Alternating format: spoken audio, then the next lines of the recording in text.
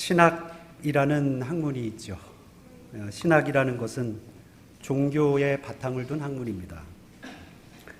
그런데 이 신학과 비슷하긴 하지만 종교적 영향이 아닌 인간 사유의 영역을 근간으로 둔 학문을 철학이라고 부릅니다. 무신론자들의 입장에선 신학이든 철학이든 결국 출발점은 인간의 사유라고 할지도 모르겠습니다만 어디까지나 이렇게 드리는 말씀은 저의 개인적인 한 무식한 그런 단견이라고 여기시면 좋겠습니다. 신학이든 철학이든 또는 어떤 사상이든 학문이든 간에 왜 인간은 자신들이 인식하고 있는 바를 이런저런 모양으로 분류를 하고 일정한 틀에 맞추어서 일목요연하게 정리를 할까요? 정리하는 것에 머물지 않고 그것을 널리 알려서 서로 나눕니다. 요즘 말로 하면은 공유한다 이렇게 표현해도 되겠죠. 거기에 그치지 않고 또 후대에까지 이것을 널리 전합니다. 물려줍니다.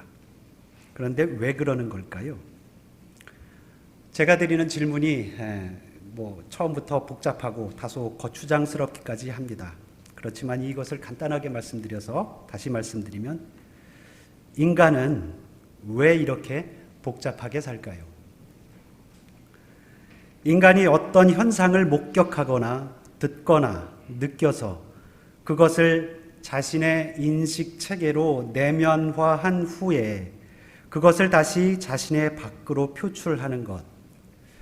이와 같은 과정이 수없이 무한정 반복되면서 문명을 낳기도 했고요. 문화라는 것을 이루기도 했습니다.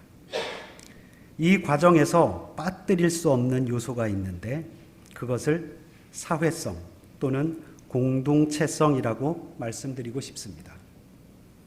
인간이 너라는 존재를 인식하기 시작하면서부터 그 너로 인한 나 자신이 규명된다는 것을 인식하면서 일정 정보를 내면화하고 표출하는 방식이 발달하고 발전했다고 볼 수 있겠습니다. 인간이 복잡하게 사는 것 같지만 같은 사물을 보았거나 같은 현상을 경험해도 그것에 대한 느낌과 반응은 서로 다르기 때문에 즉 어떤 사물이나 현상을 우선 규명하고 그에 대한 반응을 어떻게 해야 하는 것이 가장 좋은 것인지에 대한 정보를 공유하고 합의하는 과정이 무한 계속 반복되면서 거기에 대한 판단 기준을 인식의 영역에서 확고하게 했다고 볼 수 있겠죠. 그러면서 인간이 가장 중요하다고 여기는 가치, 그것은 무엇일까요? 예나 지금이나 가장 중요한 가치를 무엇에 두었을까요? 무엇이 최고의 가치라고 판단했을까요? 나에게도 있고 너에게도 있는 중요한 가치, 그것이 무엇일까요? 우리들 모두가 가장 중요하다고 여기는 그것이 무엇일까요? 이 지구상에 살고 있는 모든 인간들이 부정할 수 없는 공동의 가치, 그것이 무엇일까요? 누구나 가지고 있는 가장 중요한 것, 그게 뭘까요? 무엇이 가장 중요할까요? 질문을 너무 거창하게 생각하지 마시기 바랍니다. 그것은 바로 목숨이겠죠. 생명이죠. 예. 왜 목숨, 생명, 이것을 최고의 가치로 여길까요? 이것보다 더한 것이 있습니까? 인간은 생명을 다하는 현상을 경험했습니다. 그리고 생명이 다하면 아무것도 할 수 없다는 것을 알았습니다. 소멸 그 자체죠. 이것을 죽음으로 인식합니다. 끝나는 것이죠. 그러니 당연히 두렵습니다.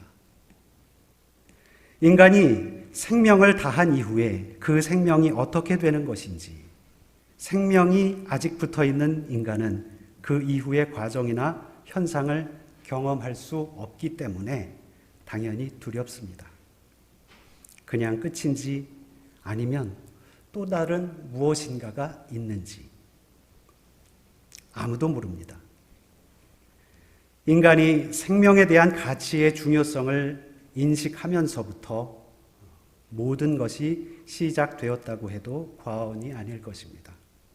복잡했을 것 같지만, 다양해 보이지만 결국엔 단순합니다. 생각해보면 인간의 모든 가치의 총화는 이 생명 현상을 유지하기 위한 것일 뿐입니다. 그런데요, 생각해보면 단순하기도 한데 실상 우리가 맞닥뜨리는 그런 현실은 그렇지 않네요. 우리가 사는 세상은 복잡합니다. 인간의 반응은 서로 다르고 목표는 같다고 하더라도 과정은 너무나도 다양합니다. 이 다양함은 인간의 생김새만큼이나 다양합니다. 때문에 갈등이 발생하고 다툼이 일어납니다. 여기에서 필요한 것이 합의죠. 합의는 규칙과 법이라는 제도로 발전합니다.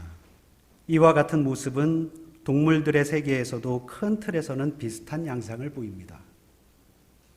생명이 있는 이 세상 모든 것들은 어느 정도는 비슷한 양상으로 나름대로 무리를 이루고 살아갑니다. 다만 인간은 지구상의 다른 존재들보다 훨씬 복잡하고 다양한 양상을 보이며 살아가고 있습니다.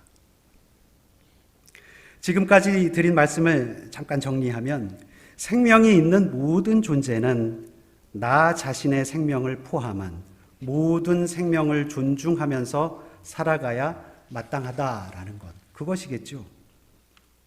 달리 표현하면 가치 있는 삶을 사는 모습이 바로 그와 같은 모습입니다. 지금까지 드린 말씀은 이 자리에 모인 모든 분들도 동의하는 이런 보편적인 판단일 것입니다. 이 의견에 이견은 없으시리라 봅니다. 말씀드리는 과정에서도 너에 대한 이야기가 있었는데요. 이 너라는 타자에 대한 상호작용을 사뭇 좀 다르게 인식한 이들이 있습니다.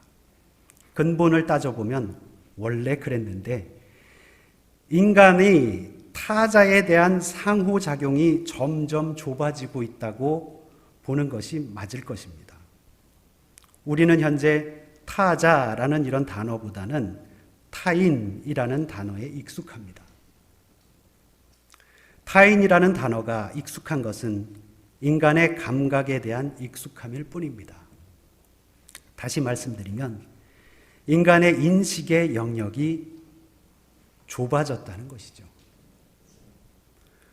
우리는 창세기에서부터 인간의 모습을 보고 들었습니다. 처음 등장하는 인간들의 삶의 양상은 매우 단순했습니다. 이것이 인간이 살아가는 보편적인 삶의 양식이었습니다. 인간의 개체수가 많으나 적으나 지금이나 그때나 기본적으로 느끼는 나와 너라는 것은 다르지 않습니다. 그런데 태초의 인간들 사이에서 존재하는 너가 지금은 마치 사라진 존재처럼 인류에게 잊혀져 가고 있습니다. 그 존재를 지금 말씀드리는 저 역시 마치 없는 듯이 말씀드리지만 결코 그렇지 않습니다. 지금도 이 자리에 존재하는 그분, 언제 어디서나 변함없는 모습으로 함께하는 존재, 쉽게 우리의 인식의 체계에서 우리의 언어로 그분을 우리는 하나님이라고 부르죠. 태초의 인간들은 그분과 함께 살았습니다. 대화의 과정에 늘 함께 했고 인간의 삶의 자리 그 어디에도 늘 함께 했습니다. 짧게 에덴의 이야기 정도로 표현했지만 그 시간이 얼마나 긴 시간이었을지 우리는 모릅니다. 다만 우리가 아는 것은 죄라는 것이 인간의 마음을 지배하기 시작하면서부터 점점 그분의 자리가 좁아졌다는 것입니다. 에덴을 벗어난 인간들은 그래도 그분께 직접 아뢰 얻고 제사를 드렸습니다. 죄를 범한 인간들에게 최초의 제사로 가죽옷을 입혀서 세상살이를 시작하게 하신 그분은 줄곧 인간의 제사를 받으며 결코 너희를 떠나지 않고 함께 하시겠다는 뜻을 보여주셨습니다. 지금까지도 그 뜻은 변함이 없습니다. 그러면서 확고하게 인간들에게 명령하셨습니다. 내가 거룩하니 너희도 거룩하여라. 이 말씀은 출애굽한 백성들이 광야에서 받은 하나님의 말씀이죠. 그렇지만 이 말씀은 제사 행위의 근본 정신이며 삶의 온전한 지침입니다. 거룩하다는 것의 개념은 구별되었다는 것과 또 깨끗함이라는 것으로 볼 수 있습니다. 죄와 구별되고 죄에 물들지 않은 순수함, 이것을 회복하는 것이 제사의 이유였습니다. 그런데 이스라엘 역사에서 왕정 시대로 접어들면서 별도의 직분을 두어서 제사를 주관하는 그런 일들이 있었죠. 그 직분이 제사장입니다. 별도의 성전을 짓고 온 백성이 성전으로 모여야만 했던 이 제도, 원래는 하나님이 원하셨던 제도일까요? 어찌 보면 이 제도가 왕권을 강화하는 수단으로 충분히 악용될 수 있다는 점을 간과해서는 안 되겠다라는 이런 생각도 들었습니다. 기독교를 흔히 계시의 종교라고 합니다. 타 종교와 비교해서 근본적으로 다른 면이 바로 이 계시입니다. 인류의 대부분의 종교가 진리에 대한 인식이 나 자신에서 출발하는 것에 비하여서 기독교는 진리 그 자체가 나에게 다가옵니다. 그래서 기독교를 계시의 종교라고 하며 은혜의 종교라고도 합니다. 계시에는 두 가지 전통이 있습니다. 또는 전승이라고도 하지요. 지금까지 말씀드렸던 제사장의 전통이 그 한 축입니다. 제사장을 통하여서 하나님의 계시를 받고 하나님께 다가가는 것, 일련의 이런 과정을 형상화한 것이 바로 제사라는 것입니다. 그래서 제사에는 제물을 통한 희생의 개념이 있고 죄사함이라는 은혜의 개념이 있습니다. 조금 더 깊이 들어가고 싶지만 나중에 성경 공부 시간에 이런 것들이 마련이 되면 그때 별도로 말씀드리기로 하고요. 또 하나의 전승이 있다면 그것은 바로 예언자 전승이라고 할 것입니다. 이 역시 왕권이 강화되면서 그에 따른 그릇된 양상을 바로잡기 위해서 왕에 대한 간언과 비판을 주된 사명으로 삼고 백성들 앞에서 예언 활동을 했던 바로 이들의 전통이라고 하겠습니다. 기독교라고 하죠. 엄밀하게 표현하면 개신교지만 가톨릭과 그 뿌리는 같지만 형태에 있어서는 매우 다른 이 기독교는 어찌 보면은 제사장의 전승, 이 전통보다는 예언자의 전승과 전통을 계승했다고 보시는 것이 편할 수도 있습니다. 종교개혁의 전통은 예언자들의 신앙을 바탕으로 교회를 세웠습니다. 그래서 가톨릭과는 달리 형식, 제의에 치중했던 많은 것들을 가지치기 하면서 성서의 본 뜻을 살리자는 모토를 내세운 것이죠. 그러나 결코 중요하지 않다는 것은 아닙니다. 이스라엘 역사에서 제사장은 구별된 사람들이었습니다. 그들의 행동 양식 자체가 엄밀한 규정이 있었습니다.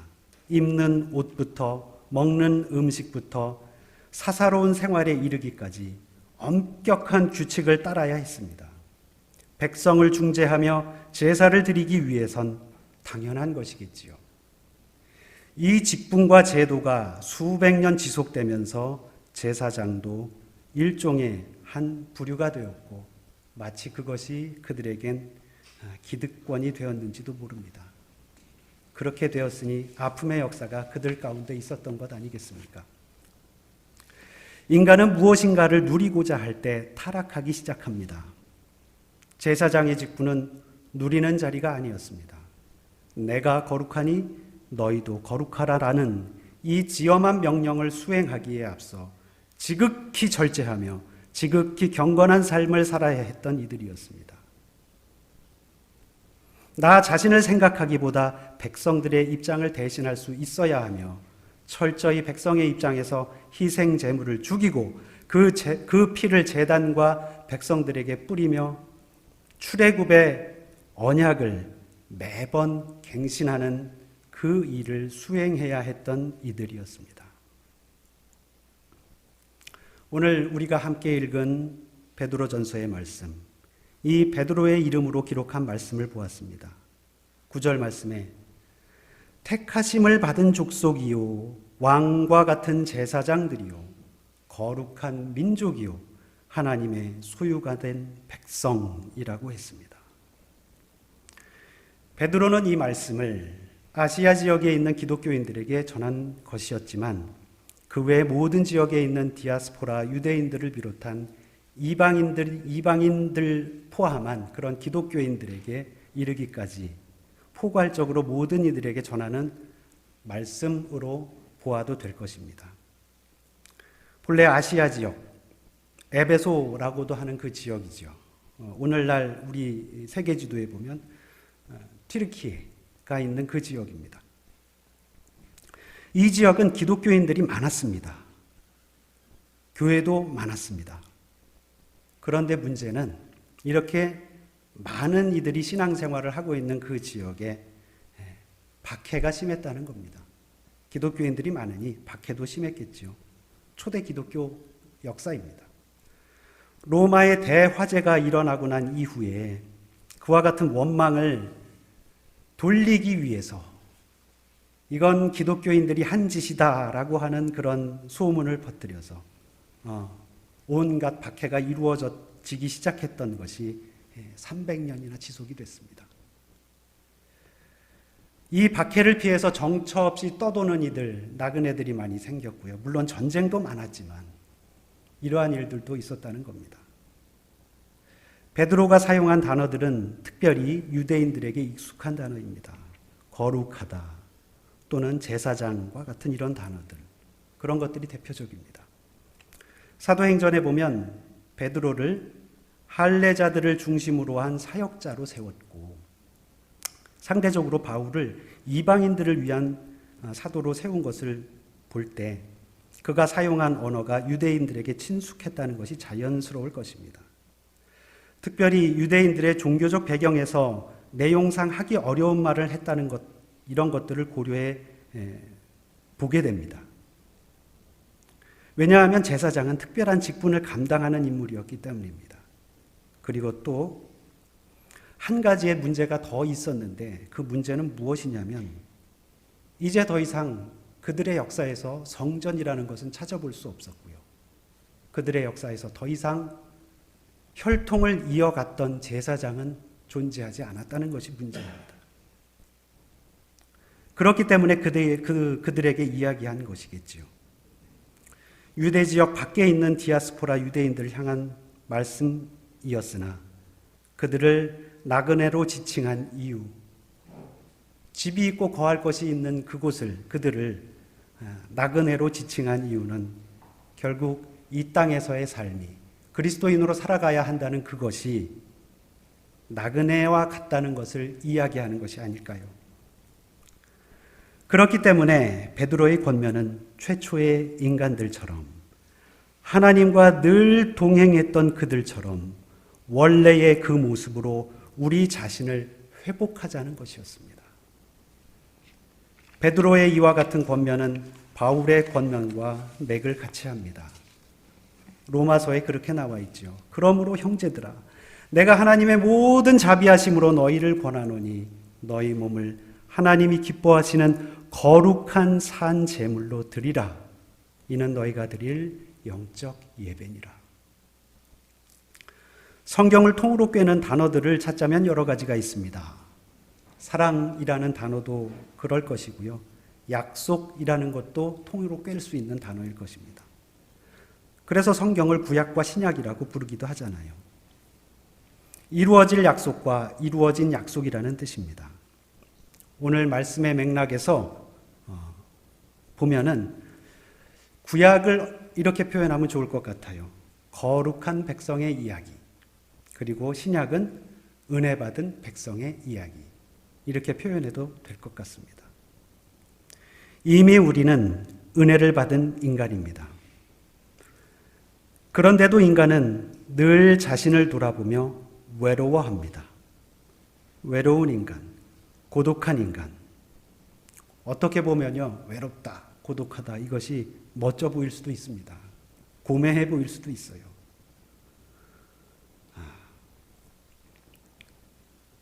그렇지만